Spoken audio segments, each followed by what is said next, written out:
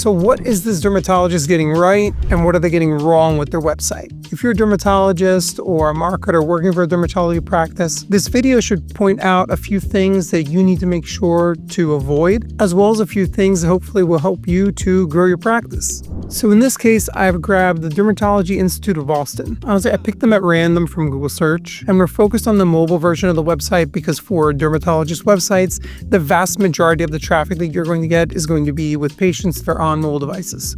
All right, so starting off above the fold, as soon as you land on the website, first thing they get right is that they have the name of the business, or in this case, you at least know what it is that they do. Now, if this were Dr. Bob's, putting the brand name in the hero section is really not going to help a ton. But in this case, it's very clear that they are indeed dermatologists, and they're in Boston. They have a tap to dial up top. They have what I assume is a tap for directions, there's a button to schedule your appointment, and there's another button with the phone number. Now, recommendation number one, this stuff really should be at the bottom of the screen. At this point, we are all like Pavlov's dogs. We have been conditioned to hang up and dial from a certain part of the phone, which happens to be right here, not here.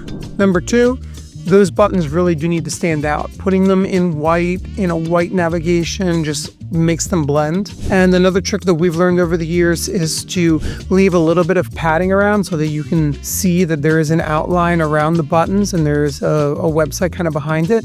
You don't want the click to call or the click to book an appointment to blend into the browser. People sometimes become blind to it and don't even realize that it's there. Next, I'd really like to see some of the doctors. So I have a preference for seeing the doctors in the hero section, but as you scroll down the page, meet our physicians and staff, it's one of the first things. This is really good. Remember, people hire people. If they're going to your dermatology practice, it's because they like you. You should put that front and center. All the services are listed out here, though I absolutely hate these images. People want to look young. They don't want needles in their face. You know, there's a saying in marketing that you should sell the hole, not the shovel. Sell the end result, not the needle in your face. All right, they're featuring the dermatologists in the news. These look like there are a few high-profile magazines, Women's Health and Style. This was not the place to put this. This was right here below the hero section. A landing page needs to show people exactly they're in the right place as soon as they land on the website in that hero section. The very next section after the hero section is there to establish social proof. For a dermatologist, that could be the years you've been open, reviews that you received, recognitions you've been given, or in this case, publications you've been in. It's kind of a big deal that you've been in Women's Health magazine. There's a lot of people that are not going to scroll so far down in your website, and they're not even going to know. As we go down the page, they have a featured procedure, whatever, that's fine, testimonials.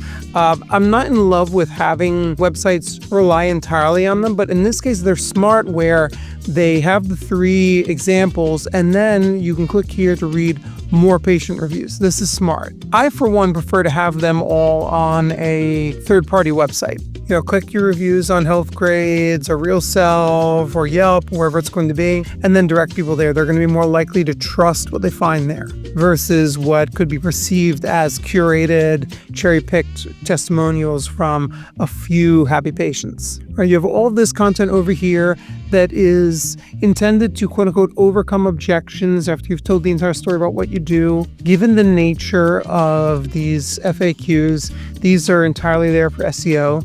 We did this, I think we did a cleaner version of this, but we've done this for many years. I have a suspicion that it's not as impactful as it used to be, but again, it's still a standard practice. And at the bottom of the page, you now have your contact form.